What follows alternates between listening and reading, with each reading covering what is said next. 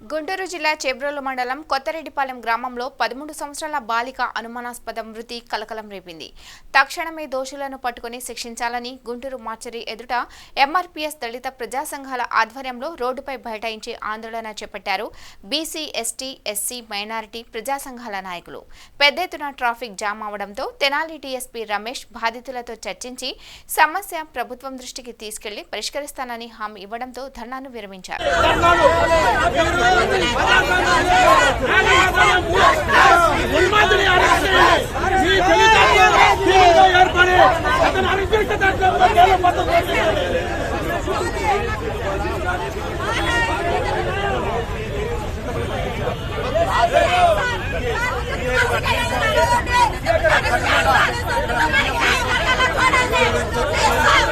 ఎన్నికలైనా కానీ చేయడానికి లేదు.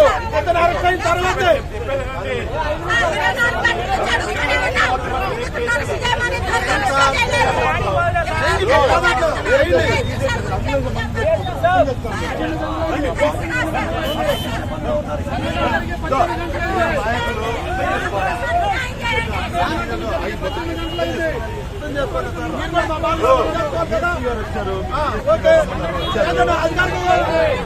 కుటుంబానికి అతను అరెస్ట్ చేసే దాని మీద మీట్ ఇవ్వండి, ఒక ప్రెస్ మీట్ ఇవ్వండి, ఒక ప్రెస్ మీట్ ఇవ్వండి.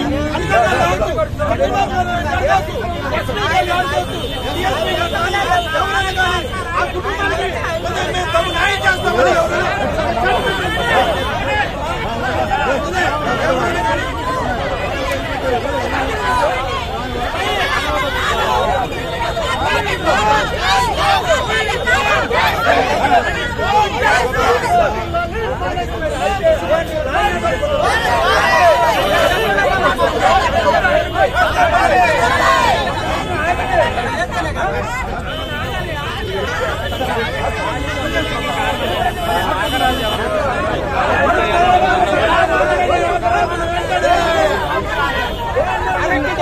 కామాంధుడైన నాగరాజును వెంటనే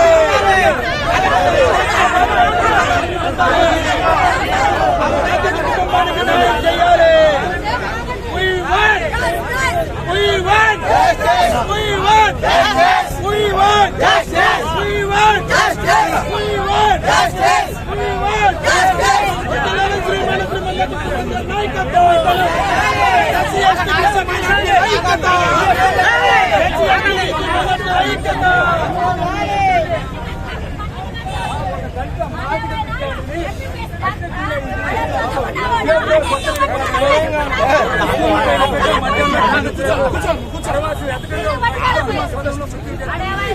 మాకు ఒక వ్యక్తి మీద అనుమానం ఉంది.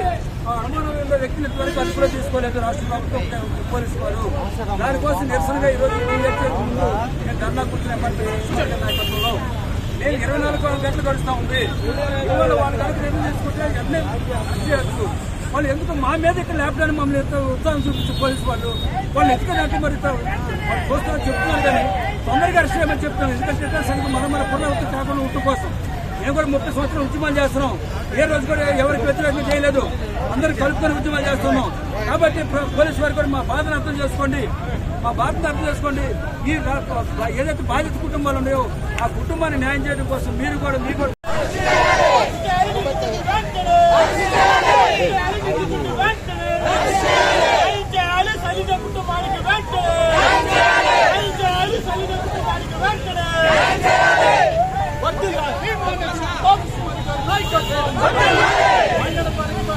అత్యాచారం చేసిన మానవులకు నాగరాజులు వెంటనే అత్యాచారం చేసిన మానవ మృగం నాగరాజులు వెంటనే మందాకృష్ణమాది నాయకత్వం మైనర్ బాలికపై అత్యాచారం చేసిన మానవ మృగం నాగరాజులు వెంటనే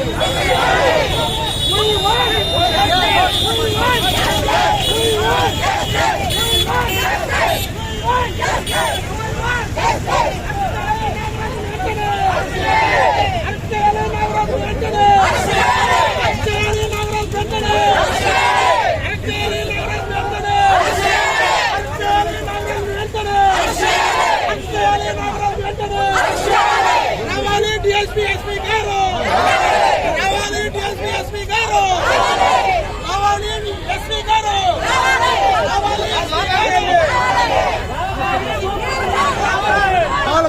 మీట్ చెప్పండి. అనిత గారు కానీ, చంద్రబాబు నాయుడు కానీ, ఎస్పీ గారు కానీ ఎవరెవరిలో రావాలి.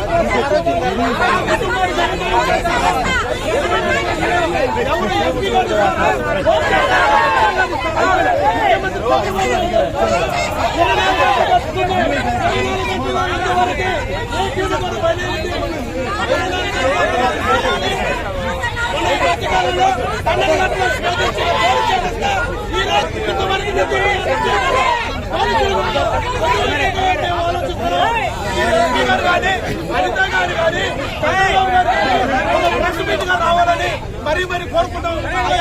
ఈ ప్రజాస్వామ్యంలో ఒక మైనర్ బాలికని నిర్దాక్షిణ్యంగా ఎంకరేజ్ చేసి సంతోషం జరిగింది. మాకు న్యాయం చేయాలి. దళితులకి ఈ ప్రజాస్వామ్యంలో ఈ రోజు మాకు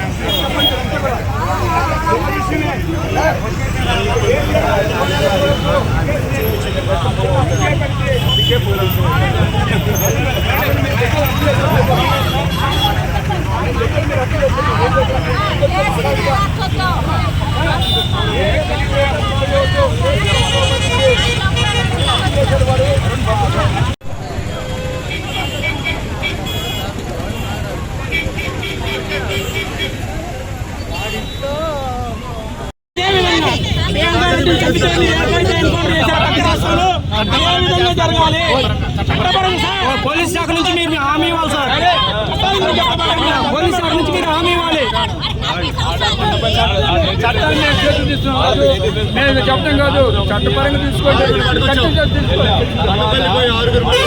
నా కొడుకు నల్లపెట్టడంతో వదిలేసి నా కొడుకు 5 ఏళ్ళు అయింది. 3 ఏళ్ళు బట్టి ఈ ఊళ్ళో ఉన్నాడు. వాడు అడ్రస్ కింద నేను నా కొడుకు కాబట్టి మేము కొంచెం అటు ఇటుగా లేట్ అవుతుంది. కానీ సెక్షన్స్ కూడా మ్యాక్సిమం సెక్షన్స్ 302 వేసాను, కిడ్నాపింగ్ చేసాం. ఓకే సార్, మీ మాట చెప్తున్నాం.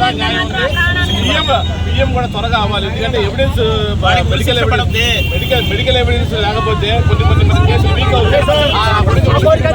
ఓకే ఓకే సార్,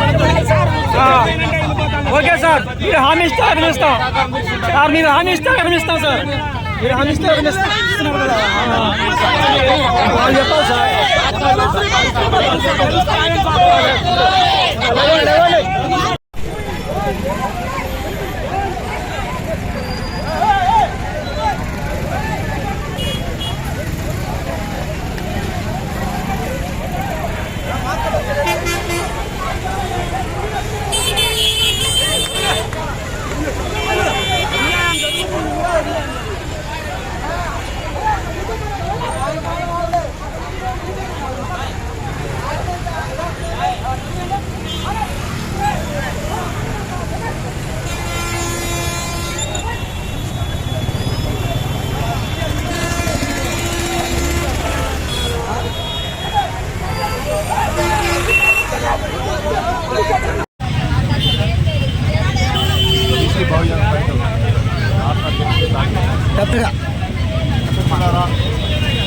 ప్రభుత్వాలు మారుతూ ఉన్నాయి, నాయకత్వాలు మారుతూ ఉన్నాయి.